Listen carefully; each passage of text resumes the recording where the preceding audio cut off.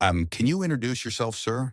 Hi, my name is Captain Collins. I am with the officer recruiting team here at the California Army National Guard. What type of people would make great officers? The people we're looking to join the California National Guard, we're looking for anybody who's motivated for service, not just any kind of service. We're looking for citizen soldiers in particular, people that want to serve both at their home and potentially overseas. That heart for service must be there in order to join the Guard at any capacity. Why do you want to be an officer? Sergeant, Officer Cannon, the 7th Sergeant. I want to be an officer to learn how to lead in the way that the best team in the world knows how. Why do you want to be an officer? Sergeant, Officer Cannon, ma'am. I've been wanting to be an officer since I was at E4 when I was active duty, and now I'm actually taking a step forward, Sergeant. Why do you want to be an officer? Sergeant, Officer Candidate Wogu. I wanted to be an officer before I came into the United States of America, and I wanted to lead the troops from the front. Why do you want to be an officer? Sir, Officer Ken McKinnon. I made a promise to my father when I joined I was going to become an officer and finish my degree. He passed away, but I'm going to see it through. List something a person needs to become an officer. All officers are required to have a bachelor's degree at a minimum. Typical bachelor's degree is 120 credit hours, semester hours, however your college wants to do it. You're going to need a bachelor's degree, like no matter what, at some point. There are some stages to where if you want to do officer candidate school within the state, you could actually start the program with 90 credit hours towards that bachelor's degree. You'll also need a GT score of 110 on your ASVAB. So if you take your ASVAB and you see your general technical score, it must be a 110. Can you list off some career opportunities for officers? So in the officer world, there are plenty of career options. There is no shortage of career options. What you're going to have to decide as a person is what I would like to get out of the Army out of it. A lot of people think that it's like the civilian job that I'm doing, like, you know, my full-time job has to match my military job. And quite frankly, that's not the case. In my case, I actually was a medic for 68 Whiskey for about 6 years before going to school. I actually got my bachelor's in nursing and I returned home and they asked me if I wanted to be a nurse corps officer. And I said, no, I want to be a chemical officer because I want to learn the CBRN stuff. I want to learn emergency management. That's what I want to do. So I had my nursing license and then I worked at a civilian hospital, ended up hating being a registered nurse. I didn't like it. I called the Guard back and I was like, I want to do Guard stuff full time. I want to be Homeland Security full time if I can, and I'll deploy when necessary as well. So the Guard is an opportunity to try something that you would like to try. If you're going to look at the Army or if you're going to look at any branch in particular, you should always look at it being like, what would I like to get out of this experience? And just take a note that it does not need to match my civilian experience all the time. Some things are helpful, but definitely not necessary all the time. What are specialty branches? So as part of being the recruiting team, I'm also the specialty branch officer in charge. Being the specialty branch officer in charge means I oversee recruiting for the Medical Officer Corps, the JAG Corps, which is our lawyers, as well as our Chaplaincy Corps. So I see recruiting in all three sections of that. So some basic requirements to be a specialty branch officer 100% depends on what you are doing as a civilian at that time. Because for specialty branch, we're looking at what you're qualified in on the civilian side to justify a direct commission as an officer in the Guard. For example, if you are a medical doctor at many capacities, you could come in and be a field surgeon. With that particular MOS, you will get a $25,000 bonus every year. Let's say if you want to be a chaplain, we have two statuses. If you'd like to be a chaplain, you would come in as what we call a chaplain candidate. You must be in pursuit of a master's degree, what we call master's in divinity or theology or religious studies, and endorsed by your chosen endorsing organization, which will be through your church, and actually goes to a nationwide level at that point. You could pursue your master's degree as a chaplain candidate. You'll get a direct commission as a second lieutenant.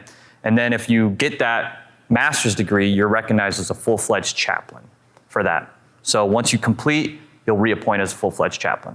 And then for the JAG Corps, especially for California, pretty easy. Be a lawyer and be a member of the California Bar.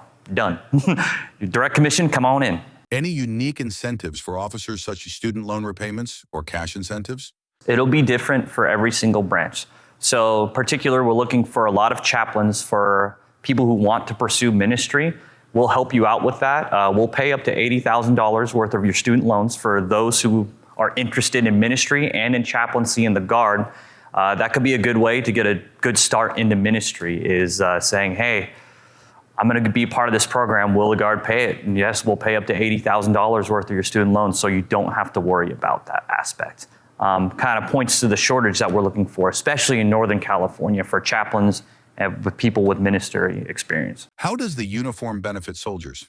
Sorry, we're going to repeat that question. It's like being an officer in the Guard can benefit you on the civilian side because it gives you a set of skills that a lot of people actually don't have. Being an officer, they teach you how to react in stressful environment. And one of the biggest things that the Guard can do for you is teach you how to make effective decisions, especially in stressful environments at the right time. You'll always notice why military people are so calm sometimes. In a lot of situations, it's like, oh, I've been trained for this. And it's not really, I've seen worse, or it's something to that degree. But in reality, the Guard prepares you for a lot of things that you may not expect at all. They prepare you for the unexpected, and then when you get there, a lot of people are surprised that you can handle it relatively well. They're like, oh, yeah, it's okay. Since you were enlisted as well, what's the difference between that and an officer? So being an enlisted service member means that you are the most important member of the military. Being an enlisted service member, you are, with the NCOs, you're the backbone, Exhibit A as NCOs, and enlisted personnel, you are the driving force which keeps our Army going.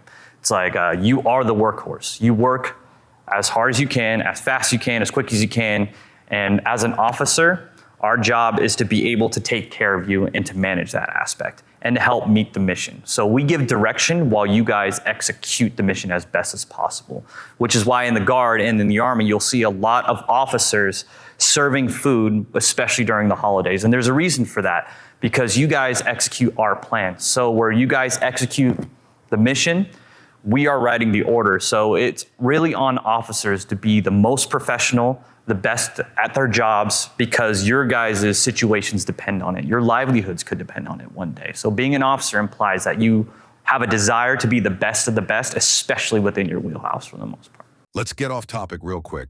What's a cool Guard moment that you can share with us? I guess one of the, a good story, or at least like my Guard story for the most part, is I started in the Guard in 2009. I was pretty much raised by the National Guard. I noticed, as opposed to some other branches of the military, there's not a lot of continuity in regards to the people you see or the people that you ended up raising with and stuff. I've noticed since 2009, the person who recruited me was an E5 or sergeant when I first met her. She is now a sergeant major and she's about to get out. She raised me pretty much. She saw me go through my entire military career. She saw me progress, and when I came back as a lieutenant, she ended up being super happy for me, and she still saluted me, even though she had known me for years. She put me in the military, all those degrees. But you see that the Guard has a different dynamic than a lot of other components, and that's because it's like, hey, this is our homes. We're responding and we're reacting to a lot of things, and it's saving our own communities for the most part.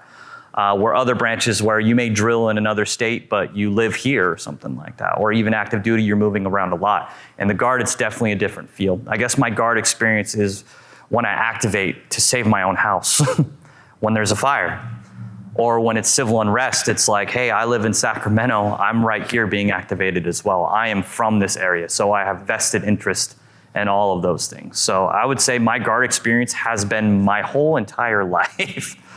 That's probably the biggest gift I've been given by the Guard. Compared to your enlisted experience, what's something you're thankful for as an officer? So if I had stayed enlisted, I probably never would have gone back to school, especially at the capacity I did. Being an officer and going ROTC and going to actually military schools helped prompt me to get my bachelor's in registered nursing and always have a backup plan whenever necessary. One key thing about officers is they never stop learning, and they never stop with the educational prowess. You'll see a lot of officers actually right now pursuing their doctorates. And a lot more often than not, it's because of the military benefits that they gave us. Because not only is it not an expectation, but it's really it's really encouraged for you to continue your educational pursuits for the most part. I would have missed out on a whole training. I probably would have missed out on my potential. I was really bad in high school. I was lazy. I didn't want to do my homework, but as soon as I got to that military school, after being a medic for so long, I was like, well, homework's not that bad. College is not as bad as I thought it would be. And if I wasn't in pursuit of being an officer, I would have missed out educationally on a lot of stability that it brought me later on. If someone is wanting to join, what advice would you give them? If anyone wants to join as an enlisted service member or officer, there is no wrong way to join the Guard. Any way you choose to join the Guard is 100% the right way for the most part. You could discuss it with yourself as long as you'd like, but it won't matter until you start taking your first steps. Honestly, I have no advice for anybody that would want to go enlisted or officer for the most part. It's all going to be about what kind of experience you want to have and if you're going to actually make that decision to move forward. Our most precious commodity is time. And if you sit there wondering and deciding, it's like, I don't know what decision I want to make, you're going to end up looking back and going, I should have started earlier, or I should have done this. If you're thinking it and you feel it and you know that you could give it a shot, or you just want to try, go for it and do it and see what happens. What happens if a doctor wants to join the Army National Guard? So if you're a doctor or if you want to become a medical doctor, I think the Guard is probably the best choice for you. It gives you the stability to continue school or to continue your residency or fellowship while simultaneously taking advantage of our $250,000 student loan repayment program. A lot of people see the military and they see the Guard and they think it's like, oh no, I'm committed, it's a full-time thing. The best thing about being in the Guard and being in medical school or dental school or even in residency or your fellowship is that the Guard will work with you to make sure you can meet both your professional and educational requirements and simultaneously meet your Guard mission. So if you're looking for that aspect, and if you're a medical student wondering how am I going to pay my student loans, we'll give you $250,000 at a rate of $40,000 each year while you're in, you complete your residency program or your fellowship. Keep on hearing about this Minuteman Scholarship. What is it? The Minuteman Scholarship is a 2 to 4 year scholarship. It's going to be a full ride that's granted to anybody that is interested in being a Guard officer. The benefits of this scholarship is one, it's going to be a full ride right off the bat. You could choose to either have it pay for your tuition or choose to have it pay for room and board. It'll depend on what benefits you get. So the first and best thing about the Minuteman Scholarship is that you get the choice of what you need and you get to flex where necessary. The benefits of it is, and what it actually is an ROTC scholarship at one of the ROTC feeder schools like Sacramento State and UC Davis, who also have ROTC programs. It's a solid scholarship that's granted by Civilian Aids to the Secretary of the Army based on your location. Big cities usually have two, what we call CASAs, or Civilian Aids to the Secretary of the Army. If you want that scholarship, you could contact an officer recruiter at any time and say, hey, I need a scholarship. I have no problem going to ROTC and being a Guard officer in the future. And then we'll get you started for that aspect. Another good thing about this program is while you're in school, not only is your tuition fully paid, but you're going to get a stipend as a cadet for about $420 a month. On top of that, you're going to be drilling with a National Guard unit and learning how to be an officer at the same time as a cadet. So that'll probably be another $500 every month. And then you'll have a book stipend of about $1,200 a semester. So in essence, we are paying you to go to school. And that doesn't stop you from getting a part-time job if you want one for the most part. So again, it'll be full tuition paid for, full room and board paid for. You'll get your $420 cadet stipend. On top of that, you'll get your drill pay. And if you are already a qualified soldier, if you have an MOS, you could still take out your GI Bill benefits with your Montgomery Select or your 1606 GI Bill, as well as a kicker for those who are MOS qualified. So literally, we're paying you oodles of cash to go to school to become an officer in the future. Is there any spots for physician assistants? So in the Guard, we love physician assistants. That's probably one of our top needed MOSs, especially in the AMED world. We are allowed 200% strengths for physician assistants, and we're currently sitting at about 110. That cycle is always changing and always going. Physician assistants we love because, one, we give them $25,000 of a bonus every single year. And on top of that, we are partnering with a lot of schools, and we're starting to get better about that, to actually take guardsmen, currently serving guardsmen, as applicants for these programs. One of our biggest partnerships is with Toro University in Vallejo. Their public health and physician assistant program outlined a memorandum of understanding that says that if any guardsman who applies to the program at Toro University and meets the base qualification, applies at all, they will get an automatic interview, which is huge because they take about maybe 150 to 100 students a cycle, and they get 5,000 applicants a year. So you being a guardsman, and if you want to go be a physician assistant, or if that's something in your future, will get an automatic interview for Toro University because you meet the base qualifications. Opportunity ends up also being something that ends up being priceless. And so being a physician assistant in the Guard is huge. We also have another physician assistant program that's getting restarted. It's called the Inter-Service Physician Assistant Program, or IPAP. So guardsmen currently serving service members who are already in and they're thinking about becoming a physician assistant in the future can apply for this program. It's going to be 2 years full active duty. We'll send you away to school, and then you'll come back after that a fully qualified physician assistant and a direct commission officer after that. Only caveat to that is since we're paying for your school, you won't get a bonus when you come back for a few years for that aspect because you're going to pay us back for school with service for that aspect. So, but there are always, and there will always be room for physician assistants in the California National Guard. What's this thing, OCS, Officer Candidate School? What's that about? Officer Candidate School is a post-bachelor's degree program that will train you in the necessary aspects of being a commissioned officer for the most part. And one of those things is coming with the stress of being an officer and teaching you how to make decisions, how to manage soldiers, how to draft missions, and how to honestly lead soldiers at the end of the day. There's 3 ways to do it coming from the California National Guard. The first that we have is Federal Officer Candidate School. That's if you're coming off the street and you're a civilian and you're like, you know what, I want to be an officer, I want to go to Federal OCS. You'll come, you'll find us, we'll make sure you're a qualified applicant. We'll send you away for 6 months for basic training in Officer Candidate School, and then you'll return a fully qualified officer. And then after that, just like everybody else, we'll send you to what's called Basic Officer Leadership Course, where you learn how to be the officer you need to be, like field artillery, infantry, chaplains as well will also send to that course. The second version of Officer Candidate School is our state program. It's going to be run by the 223rd Regional Training Institute, or what we like to call RTI, because we love acronyms. The state officer candidate program is it's an 18-month program or an accelerated program of 8 weeks. What'll happen for this one is that you'll enlist as a service member. We'll send you to basic training because no matter what, all officers need to understand what it is to be a soldier. So we require all of our service members to attend basic training first. Upon your return, we'll get you ready for the 223rd Regional Training Institute, and we'll send you down there for your official officer candidate school.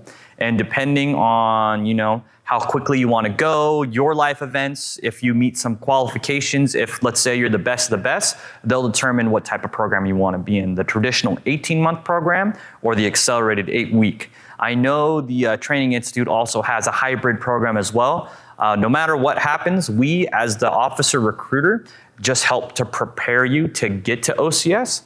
But once you're there, it'll be on you in your performance for the most part. And you'll negotiate with them what kind of program that you'd like to be a part of. Is there any spots in the Guard for dentists? Dentists would benefit by joining the Guard is because it gets them out of the everyday norm of being a civilian dentist. They're going to get training that they would never really experience in the dental world. Our dentists also get the same benefits as a medical doctor, which is a $25,000 bonus each year, or they could get $250,000 student loan repayment for dental school. Especially in California, where dental school and medical school is getting more and more expensive, taking that opportunity to become a dentist in the Guard while simultaneously getting your student loans paid off at a rate of $40,000 a year sounds pretty good for the most part. And you're gaining friendships, gaining experiences, and you're gaining a lot of connections with other dentists as well in the Guard. I think in the dental world, a lot of people pursue dentistry and they end up doing it. They want to create their own practice. Being in the Guard automatically makes you a leader of soldiers, especially as a dentist. You're a fully qualified dental officer. You're going to be leading dental assistants and dental soldiers, dental technicians for the most part. The Army could be your opportunity to get the practice or the skills you need to be a good practitioner and to own your own practice one day, if that's your dream or if that's your pursuit. What about adventurous jobs? The kind of fun and exciting jobs that are out there in the Guard, especially right now, is immeasurable because you never know what you're going to get. You come into the Guard thinking that you're going to experience one unit at one time, but then you sometimes forget that this Guard is very not only cohesive, comprehensive, and it's very big, and we actually have a lot of mission sets. If you decide that you want to go Guard full-time, which is also an option, we have the Counter-Drug Task Force that not a lot of people know about. We have the full-time State Active Duty Guard, which works on a lot of emergency management with Cal OES directly and directly for the governor. We're actually state partners with the nation of Ukraine as well as Nigeria. So you may end up coming into the Guard, then all of a sudden you're like, hey, where are we going for annual training? It's like, oh, this year we're going to Nigeria. And you would never have guessed that unless you actually join. You end up doing a lot of missions that you never would expected. We had people go to Thailand a few years ago. We're having other people go down to the border for another mission. So literally what I said prior was the Guard is what you make of it. And what you choose or what you volunteer for is the experience that you're going to have. I advise anybody that's looking for any kind of work or for that aspect or with the job market, especially right now in the nation, if you join the Guard, even part-time, you'll find something that you'll enjoy and then continue on from there for the most part. Cybersecurity is a big deal. Any careers for that? So cybersecurity is going to be a highly specialized core and a very specialized career. It's also an opportunity to direct commission. Those who have a background in information management systems, digital formatting, software engineering, or cybersecurity directly could get a direct commission as an officer. So those in ROTC who want a commission in cyber, that is also an option as well. It's a very competitive field, especially lately, but there are plenty of opportunities out there for cyber. What's something for existing pilots? So the officer recruiting team works on getting pilots into the Guard by first and foremost always gauging interests. We'll always have a need for high-speed pilots or people who desire to be pilots. And we're looking for people who try to take a little bit of effort to learn about the aviation world before they even try to enter into the Guard for that aspect. I know one area that we were looking at is our medevac pilots. Our medevac pilots specifically receive a bonus of about $10,000 a year. And then our other officer pilots get they get the notoriety for the most part, and they get, to fly the really cool stuff for that aspect, and they get to fly the really cool missions. You see all of our pilots out there all the time with Cal OES and Cal Fire fighting fires constantly. So being a pilot in this state will make sure that you have a solid base for an aviation career anywhere in the future. If you're interested in being a pilot, all you're going to have to do is get in contact with the officer recruiting team, say you're interested, and we'll try to pair you up with a real life pilot at their unit so you could actually go see what they do. You can explore the helicopter, you could gauge interest, and you may be flying with those people one day. So we prefer to take you guys in, introduce you to that world, and then you guys continue on to see if it's something you want to pursue or not. Which more people, once they get bit by the aviation bug, they decide that that's what I want to do.